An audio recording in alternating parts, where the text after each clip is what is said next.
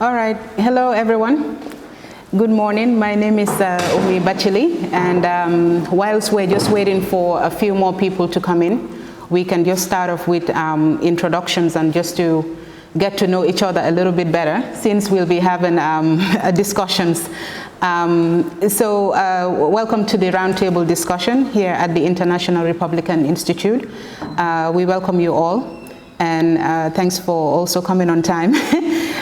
Like I said, my name is Umi Bachili from Sahel Films Academy, and our organization has been partnering with the IRI since 2019, and we've worked on various projects and activities from the constitutional review process, popularizing some of the progressive clauses of the Constitution, of the draft Constitution, on government accountability. We've done some training and capacity building for journalists and media organizations like the Women Journalists Organization and other media organizations as well. And recently we just concluded COVID-19 sensitization, and which was a very big success. We did a lot of videos, I think over 100 videos.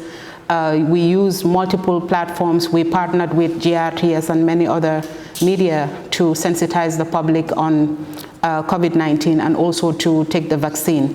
And as a result, I think Gambia was one of the few countries in West Africa that met its target of having at least 10% of the population vaccinated by September 2021. And recently, we're also working on civic and voter education, which started last year, June, and we did some work on the voter registration process prior to the presidential elections and now towards the National Assembly elections. And this is more of why we're here. Today we have the IRI Vice President for Programs, Mr. Scott Mastic, who is visiting the Gambia to observe the upcoming National Assembly elections, and the IRI Director for Africa, Alicia? Program Manager, okay. Okay, who is also here visiting. She was here during the presidential elections to observe and working with local observers as well, or domestic observers, which IRI also is funding towards the observation of the National Assembly elections.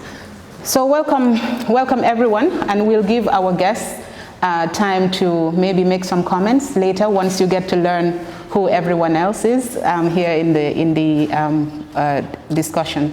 Can we do a round table of discussions, of introductions, I'm sorry. I also want to acknowledge the presence of the former Minister of Information, Mr. Demba Ejao. We were also expecting the former Vice President, Dr. Fatoumata Tambajang, but unfortunately her aunt passed away this morning and she has to travel to Dakar. We can go and do a round table. Lawyer Malik HB, who's also partners with us. We can start with you, please. Okay. Well, thank you very much. Good morning to everyone here, and a warm welcome to our distinguished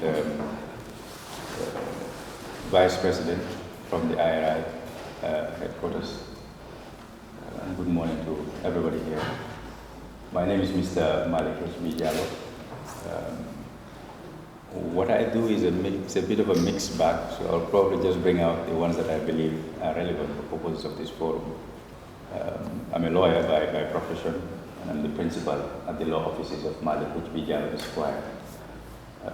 I'm also a senior law lecturer at the University of the Gambia, where I'm also the chairman of the Academic Affairs Board. And then I also have a charitable foundation that I run, that I established in 2015 for children in conflict with the law. So it's called the Malik Jallow Foundation for Children, and essentially what we do is to provide pro bono legal services to children in conflict with the law, as well as collaborate with some of the key stakeholders in the child justice system to ensure that where gaps do exist, especially legislative gaps, we see how best it can be covered. So that would do, I believe, for now as a brief introduction. And you're welcome to the Gambia once again. Thank you. Go ahead. Good morning, everyone. My name is Billy Ajiba. I work with women in liberation and leadership as the youth project coordinator and advocacy officer. Our work is basically focused on protecting and promoting the rights of women and girls in the Gambia. For the past 3 years, we've been working around transitional justice, how to increase women's participation in the transitional justice process of the Gambia. In the midst of the now,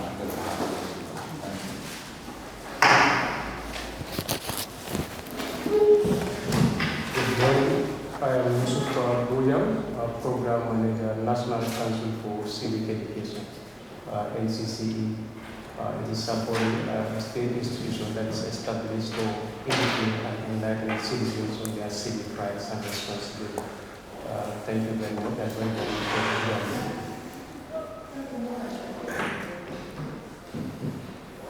welcome. Good morning. I am Sanada, Senior Program Officer, PECAN. Basically, our work is to focus on 4 areas. One of those is to promote an education of human rights, good governance and transparency, environmental sustainability, and physical. Thank you. Okay, good morning to you all. I'm Dr. Ewan Gomez. I'm calling from Center for Research and Policy Development. I'm program at the Center for Research and Policy Development. Basically, what we do, we are advocacy organization and work for research. At the same time, we do a lot of capacity building and we show that we also engage a lot of parliament issues. We also have our government next to the society so that we understand how the parliament works and so forth. We collaborate with a lot of organizations, for example, Justice for Peace, and we have this giving them some programs about the clean and sensitization. So basically that's what we do.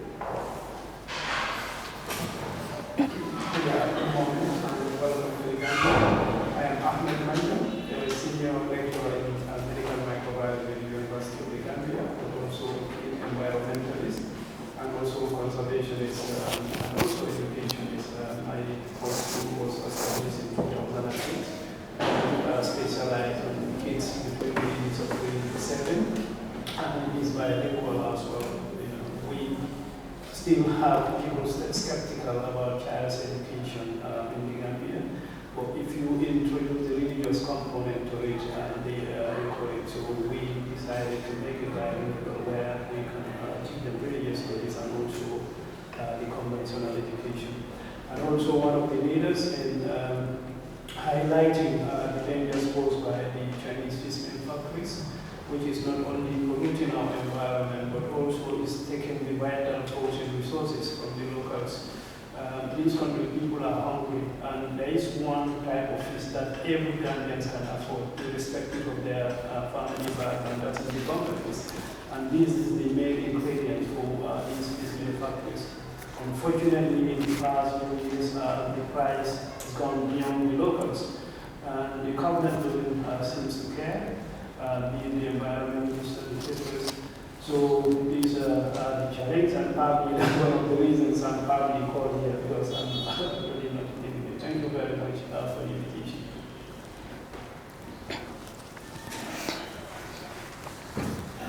Good morning, Omar, journalist from the Standard newspaper, and welcome to the Gambia. I am among the many journalists who have been working with IRI from the inception, and I'm glad that we are welcoming you here today. Thank you.